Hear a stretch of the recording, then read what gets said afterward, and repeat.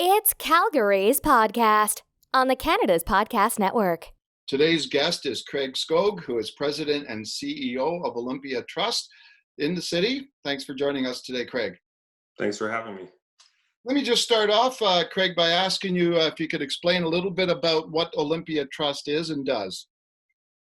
Olympia Trust is a non-deposit taking trust company, so we don't lend money like a normal trust company. Headquartered in Calgary, as you said. We have about 220 staff, and we operate mainly in the financial services sector, offering registered plan services, so RRSPs, TFSAs for people who want to invest in alternative assets. We do corporate and shareholder services, so we work with a lot of private and public companies handling their communications with their shareholders for both public and private companies. And then we do global and currency foreign exchange and payments as well. Okay, can you tell me just a little bit of the history of how the company came about?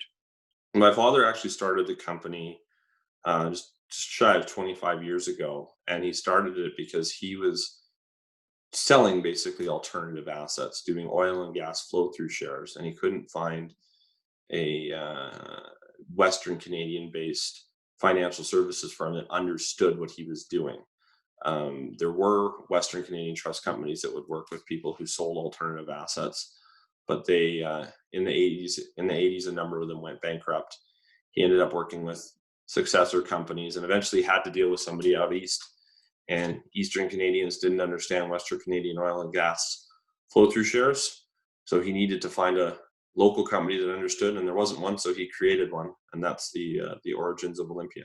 Okay, so Olympia recently established a special website for small businesses. Can you talk a little bit about that? What was the reason for that, and why you did it?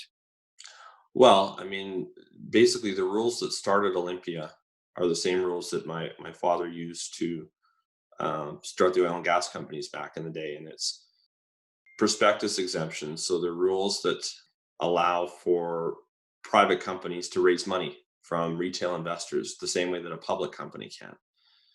The Income Tax Act, which is what governs what can be held in an RSP and a tax-free savings account, also are fairly favorable to holding private company shares. The challenge is that it's relatively tribal knowledge. Not many people know these rules exist. And those who do, there's accountants and tax lawyers that know the tax side.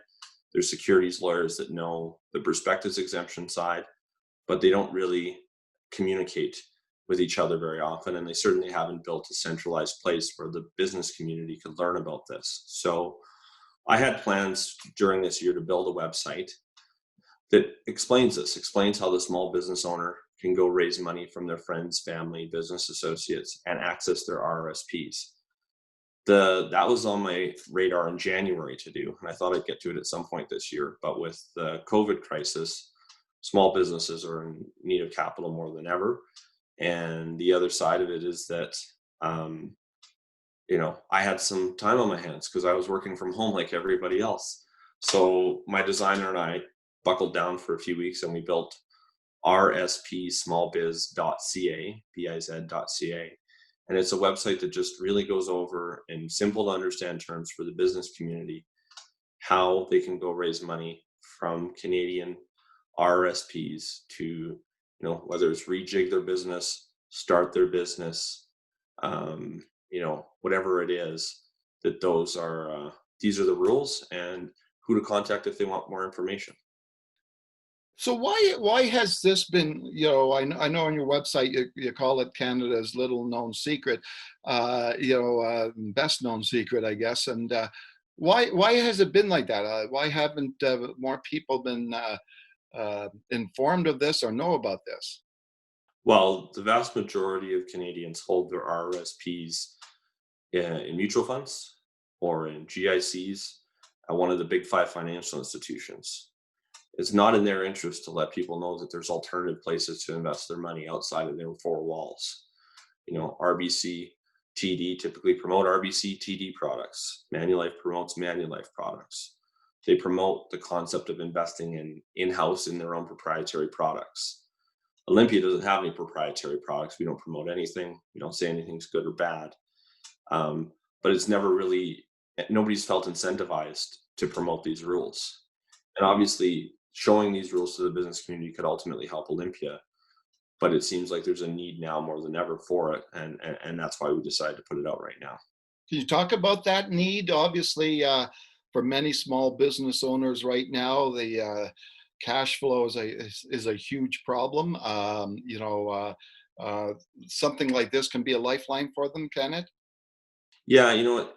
It's that working capital is the problem. I think the reason a lot of small businesses fail isn't because they aren't good, it's because they don't have enough working capital. Now we have this weird point in time where businesses that actually are good businesses and have a good track record have run out of that working capital that they've historically had. And government programs are there, but they don't necessarily line up for the business owner, and they may be not enough depending on what their business is. So the idea here is simply that this is available capital. It's in your community. It's patient money. RSP money is patient money. It's not money that a Canadian's going to use to pay their mortgage with. It's money that they're going to use to pay their mortgage with 30 years from now. So they have time to be patient with it. So some places need to, maybe rejig their operations for the next 12, 18 months, call it whether you want. Whether it needs to spend some money on developing a takeout window in a restaurant where they've never had one before. And some businesses strictly can't meet all of the financial demands on them if they're only operating at 50% capacity. Mm-hmm. In your history of Olympia doing this, kind of range of businesses have you helped out? We've had small companies that have raised $100,000 and they've used our registered plans, up to companies that have raised, in excess of $100 million. There's even some multi-billion-dollar private real estate investment trusts that use our account. So we've really seen a huge gamut of companies. We've had, restaurants, distilleries, biotech companies, manufacturers, retailers. You kind of name it, we've had it through our doors to varying degrees of success over the years. The difference is a lot of the companies we've helped over the years have been more in the startup phase, as opposed to the mature phase where they just need an extra bit of capital. So that's the difference, where I think there's that need now. The original intent with this website was to show people how to raise startup money, to teach the Canadian entrepreneurial community how to do that. Now it's kind of more about teaching the existing entrepreneurial community where they can go find some money to hopefully save their bacon. Okay, so you're out there on the street a lot, so to speak, talking to different entrepreneurs, different companies. What's the mood that you're getting these days from those entrepreneurs, and how they're feeling about things? Well, the street I'm on today is Calgary because I'm not allowed to go anywhere else. There's, I would say, not the typical optimism that you'd like to see in Calgary. Calgary's been in a difficult spot for the past 5 years or so, and these, the collision of COVID and oil and gas prices being where they were has really created some uncertainty in our marketplace. And that's for businesses of all types, because, well, we thought, the oil and gas producers were through the worst of it. Apparently not.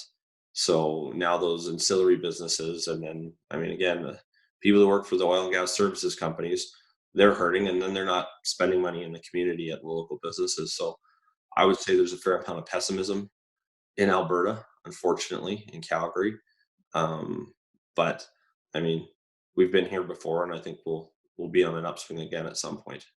What's your message to entrepreneurs out there that are struggling and maybe actually even thinking of throwing in the towel? Well, I think every business is different. I think you have to look at it, and, looking at the 2-year, 5-year, 10-year kind of planning, that's hard to do right now. Frankly, some businesses probably have reached a point where maybe that's what makes sense at this point in time. I don't know.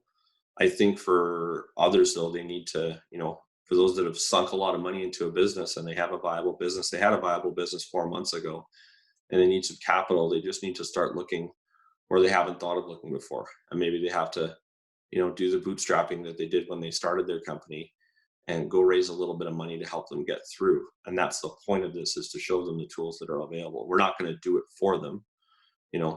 We're not a broker. No broker's going to go raise this money, but at least show them the lawful options that are available to them so they can hopefully go do it on their own. Okay, great. Well, thanks for joining us today, Craig. Thanks for having me. Okay, that was Craig Skauge, who is president and CEO of Olympia Trust Company in Calgary. This has been Calgary's podcast. I'm your host, Mario Toneguzzi. Thanks to everyone for taking the time to listen in today. We hope you enjoyed the podcast. Make sure you sign up for our newsletters and write a review for us on iTunes. You can also connect with us on Twitter, Facebook, Instagram, LinkedIn, or at Canada's Podcast Network, where you can listen, discover, and engage with entrepreneurs throughout Canada.